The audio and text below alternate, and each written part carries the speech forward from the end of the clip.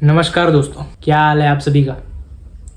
तो आज मैं जिस घटना की कहानी आप लोगों के सामने लेके आ गया हूँ, ये 30 साल पुराना है। मतलब एक शराब के ऊपर है, एक डायन का शराब। पिछले वीडियो में मैंने शराब के ऊपर बात किया था, लेकिन ये भी उसी से रिलेटेड है। अब ये जो शराब था ना, ये generation to generation pass on होता था, ऐसा शराब लगा था। अब ये शराब कब लगा, इसका जो सोर्स है जो शराब का, ये 60 साल पुराना था। वहाँ से जो शुरुआत हुआ शराब का, ये 60 साल पुराना है। तो आपको 60 साल पीछे चलना पड़ेगा। बिहार के एक छोटे से गांव में, उस गांव में एक डायन थे जिसके कोई मुंह नहीं लगता था। वहाँ के गांव के लोग उस डायन का मुंह भी नहीं लगता था, कोई इससे बातचीत नहीं करते थे और उस डायन से सब दूर रहते थे। अभी भी बहुत जन का मानना है, अभी भी बहुत सारा गाँव में एक पर्टिकुलर एक आदमी को या पर्टिकुलर एक औरत को डायन माना जाता है। ये जो डायन है ना, इसका जो ये अपना ना जनरेशन को बढ़ाने के लिए उसको पास ऑन करता है। अपना जो विधि, अपना जो शिक्षा है ना, जो सीख के रखा है, वो तंत्र विद्या जो डायन करती है, वो उसको बहू या तो अपनी बेटी को सिखाना पड़ता है। नहीं सिखाएगी तो तड़प तड़प के मरेगी। ये चीज़ कुछ लोग मानते हैं चीज़। अब ये उस कुछ लोग की कहानी है।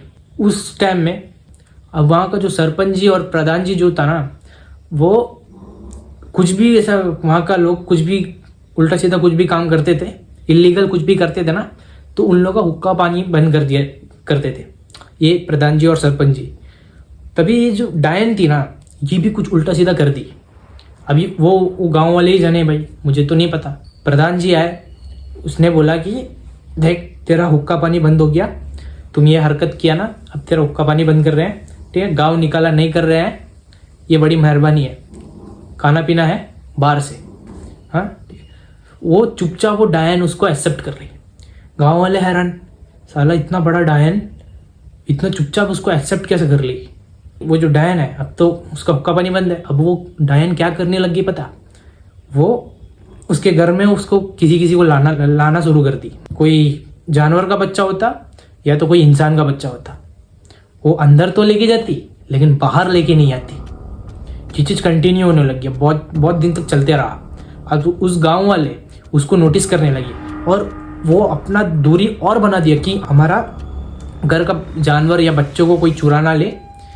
अब वो डायन जो थी ना, वो बाहर से लेके आती थी, बाहर कोई गांव से उठा के अपने घर लेके आती थी। तो इस लोगों को उतना ज़्यादा प्रॉब्लम नहीं था गांव वाले लोगों को। लेकिन जब ऐसे एक सिचुएशन आ जाता है ना, जब प्रधान जी का बेटा गायब हो जाता है, उसका जो बच्चा रहता है ना, 3 की 4 साल का बच्चा था, निकलता है घर से बाहर खेलने के लिए दोस्तों के साथ। अब उसकी मम्मी उसको ढूंढते ढूंढते, इसको खाना खिलाना था, शाम के वक्त हो रहा था ना, शाम का जो खाना होता है, बच्चे को खाना खिला देती हूँ बोल के बाहर निकली, पूरा ढूंढी, नहीं मिला।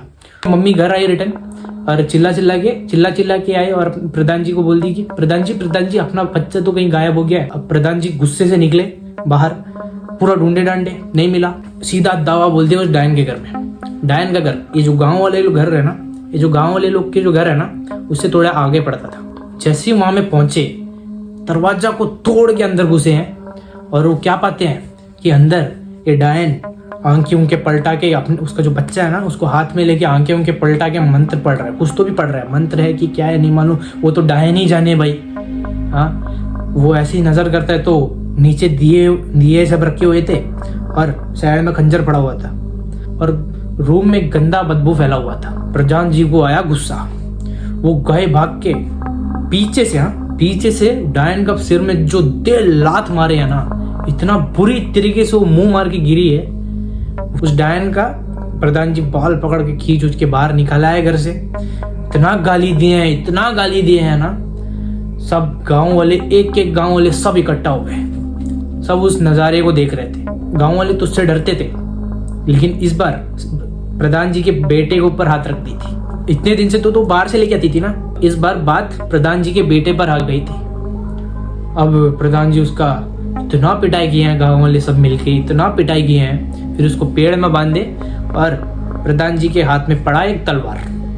कोई गाँव वाला था रहेगा, उसको तलवार दिया जैसी काटने को गया ना, डायन चीख के ये बोल दी हंस के जिस तरह से हरियाली अमावस्या की रात को मेरी मृत्यु हो रही है ना, तड़प तड़प के बुरी तरीके से मार रहे हो ना मुझे, तुम्हारा भी घर का एक मर्द मरेगा।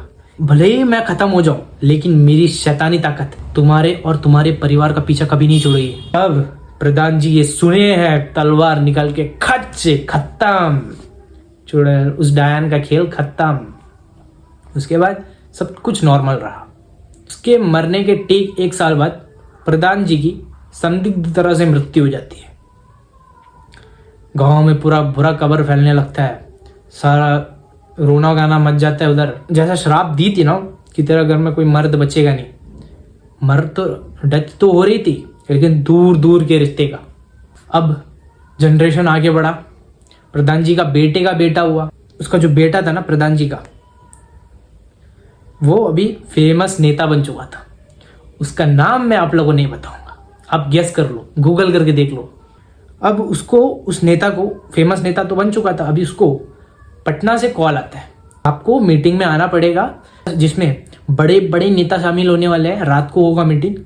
तभी वो घर में जाता है, अपनी मम्मी को यानी कि उस प्रधान जी की वाइफ को सारा बात बताता है। उसका बेटा वो बड़ा नेता बन चुका था ना, अभी सारा बात बताता है। उसकी मम्मी बोलती है आज ही रात को तेरे को जाना जरूरी है क्योंकि आज हरियाली अमावस्या की रात है, आज मत जाओ बेटा, क्योंकि इसी रात को हमारे परिवार के बहुत सारे सदस्यों की मृत्यु इसी रात को ही है और तुम्हारे पिताजी की भी मृत्यु इसी रात को ही है। मेरी बात मानो, इतने दिन से तुम कहीं बाहर तो गया नहीं था ना बेटा, आज क्यों जाना जरूरी है, आज मत जाओ। उसका बेटा बोलता है मैं आपकी बात सुनता था, इसका मतलब ये नहीं था कि मैं इस चीज़ को मानता हूँ। अरे पिताजी की मृत्यु किसी का संजोग या किसी की साजिश रही होगी, आप क्या इतनी छोटी सी बात में लेके आप पड़े हो। ये चीज़ उसकी मम्मी को बताया, ऐसा कुछ नहीं होता है मम्मी, मैं निकलता हूँ, मेरा अर्जेंट मीटिंग है, क्योंकि मैंने तो हाँ कर दिया हूँ उस मीटिंग में। ऐसे कैसे करके वो प्रधान जी अपनी माँ को समझाया सारा बात। उन लोग निकले, फिर 8 बजे उन लोग वहाँ से निकले, बिहार से पटना जाना था उन लोगों को। तो उसका एक ड्राइवर भी था, वो 4 व्हीलर में बैठा अपना और निकल गया। पटना पहुँच के 2 घंटे की मीटिंग थी, वो अटेंड करते हैं, बड़ा बड़ा नेता आता है, पूरा मीटिंग खत्म होता है। और ये जो प्रधान जी था ना, ये अपना ड्राइवर के साथ डिनर उनर करता है थोड़ा। उसका बाद जो टाइम देगा, रे बाप रे, 1 बज चुका था। ड्राइवर को बोले कि जल्दी से जल्दी हम लोग घर पहुंचना पड़ेगा, नहीं तो मेरी माँ, मेरा बीवी और मेरा बच्चा ये सोच के रोने लगेगा कि मैं मर गया हूँ। तो ड्राइवर बोले नहीं प्रधान जी ऐसा नहीं बोलिए, हमारी जुबान पे सरस्वती सवार रहती है, कई बार ऐसा नहीं बोलना चाहिए, अपशगुन बातें नहीं करना चाहिए। तब बोले ठीक है कोई बात नहीं चलो। अब वो लोग गाड़ी निकालता है, गाड़ी चलाने लगता है। गाड़ी मतलब ऐसा रोड में चल रही थी ना, वो गड्ढा गुड्डी वाला रोड में चल रहा था गाड़ी। तो बहुत, पटना तो बहुत दूर है, पटना से बिहार बहुत दूर है। अब उसमें चलाते चलाते प्रधान जी एक पर्टिकुलर इलाके में आके, एक पर्टिकुलर जगह में आके हो गए फुल इरिटेट कि बोलेगी अरे यार इस तरह जाएगा तो हम लोग घर कितना बजे पहुंचेगा, तुम एक काम करो उस जगह से लेके जाना बोला जहाँ में कोई आता जाता नहीं है। ड्राइवर बोलता है आपको सही में वो जगह से जाना है? तो प्रधान बोलता है हाँ मुझे वही जगह से जाना है। लोग पता नहीं क्या दकियानुसी बातें फैला के रखे हैं, हाँ, कि भूत प्रेत घूमते हैं वहाँ में। अरे रोड में भूत प्रेत घूमने लगेंगे तो इंसान कहाँ जाएंगे? अरे तू वहाँ से चलना, कुछ नहीं होगा करके से बोलता है। तो ड्राइवर वहीं से घुमाता है और वहीं से जाना शुरू होता है। 20 किलोमीटर तक नॉर्मल चली गाड़ी, 20 किलोमीटर जैसी पार होता है, 21वां किलोमीटर जैसी लगता है इनको रास्ते में एक औरत खड़ी दिखती है। वो औरत लिफ्ट मांगती है। जैसे ड्राइवर स्लो करता है गाड़ी को, प्रधान जी पीछे से बोल देता है सीधे निकाल, जितना स्पीड हो सके उतना जल्दी निकालो, यहाँ से सामने भी आ जाए गाड़ी रुकना नहीं चाहिए, निकाल। ड्राइवर और प्रधान जी का हलक में जान आ गया था। प्रधान जी के पसीने छूटने लगे थे। प्रधान जी को पता चल गया तो कुछ तो वियर्ड है। अब जैसी कार, ऐसे औरत यहाँ खड़ी है, कार जैसे यहाँ पहुँचता है ना, जैसी वो स्पीड में जाता है तभी औरत कूद के सामने आती है और गाड़ी में टकरा के दाड़ और पलट के गिरी है भाई, गाड़ी के ऊपर से गिरी है नीचे पीछे साइड। तभी जो ड्राइवर होता है अपना, वो मिरर, सामने का मिरर सेट करता है और देखता है पीछे तरफ। प्रधान जी बोला अरे निकाल जल्दी से, यहाँ से निकाल, जो भी होगा मैं संभाल लूंगा, तू निकाल यहाँ से, रोकना नहीं चाहिए, गाड़ी को रोकना नहीं। अब प्रधान जी भी पीछे पलट के देखिए तो औरत लिटरली गाड़ी से टकराई है। वो औरत, वो पलट के देखा तो क्या पाया, वो औरत जो है जमीन में पड़ा हुआ है। अब प्रधान जी का पसीना छूटने लग गया। गाड़ी भाई 2 किलोमीटर तक बढ़िया चला है, उसका बाद 2 किलोमीटर बाद वो रास्ता जो है ख़त्म होने वाला था, तभी प्रधान जी अपना ये वाला आंख में, ये वाला हम लोग को दिखाई देता है यहाँ से, तो ये वाला आंख में कुछ नोटिस करता है, उसको यहाँ में कुछ हिलन सा महसूस होता है। वो ऐसे जब पलट के देखता है ना, इसका सिट्टी पिट्टी गुल हो जाता है। वो क्या देखता है कि वो जो औरत जिसको वो 2 किलोमीटर पहले ठोक दिया था, वो औरत, उसका कार फुल स्पीड में चल रही है, गाड़ी 80-90 की स्पीड में गाड़ी चल रही है, उस स्पीड में वो औरत लिटरली गाड़ी के साथ साथ ये दौड़ रही है। और औरत, कार का चारों शीशा बंद थे, तब भी वो औरत इतना जोर से चिल्ला के बोली है कि आवाज अंदर आ गया। वो क्या बोली है पता? तुमको ऐसा नहीं करना चाहिए था, तुमको गाड़ी में मुझे बैठाना चाहिए था। अब क्या होगा? अब होगी तेरी मौत। ये बोली है। इतना वियर्ड उसका चेहरा था, इतना बड़ी बड़ी उसका आंखें थी ना, प्रधान जी का खाटे पे रस्ट हो जाता है। जैसे उसका सांस रुकता है, तभी औरत भागना बंद कर देती है। और अपना जो ड्राइवर था वो फुल डर चुका था, वो थोड़ी दूर जाने के बाद गाड़ी को मोड़ता है, सीधा पटना के हॉस्पिटल पहुंच जाता है। हॉस्पिटल पहुंचते ही डॉक्टर उन्हें आते से ही मृत घोषित कर देता है और बोल देता है कि इनके घर वालों को इन्फॉर्म कर दो, इनका मृत्यु हो चुका है। घर वाले आते हैं भाई, बहुत शोक का माहौल, रोना गाना मचता है बहुत। अब सबको ये चीज़ 100% बिलीव हो गया था कि ये जो श्राप है ये उस टाइम से जुड़ा हुआ है और ये generation by generation pass on होता है। अब उसका जो प्रधान जी का जो बेटा था ना, वो भी बड़ा हो चुका है।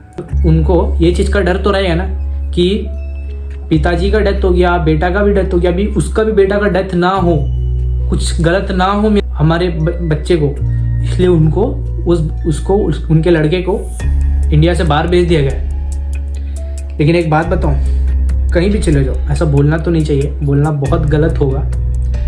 कोई भी कोना में चले जाओ, कहीं भी चले जाओ, जो होना है वो होके रहेगा, कोई नहीं रोक सकता इसको, होने को कोई नहीं टाल सकता। अभी ये जो सिचुएशन है, इसमें क्या करना चाहिए आपको पता? भगवान जी का शरण ले लेना चाहिए, नहीं तो कोई बचा नहीं सकता। इससे भगवान ही बचा सकता है और कोई ताकत नहीं है, कोई ताकत नहीं है इसको जिससे बचा सकता। भगवान ही है जो सब कुछ कर सकता है, कुछ भी। तो ये श्राप काटने का काम भी भगवान ही कर सकता है और कोई नहीं। और इतनी थी भाई आज की स्टोरी। कैसा लगा कमेंट सेक्शन में ज़रूर बताना। यहाँ तक वीडियो को देखिए हो तो इस चैनल को सब्सक्राइब कर दो, लाइक कर दो, शेयर कर दो, सब कर दो यार। मिलते हैं अगली वीडियो में। Good bye.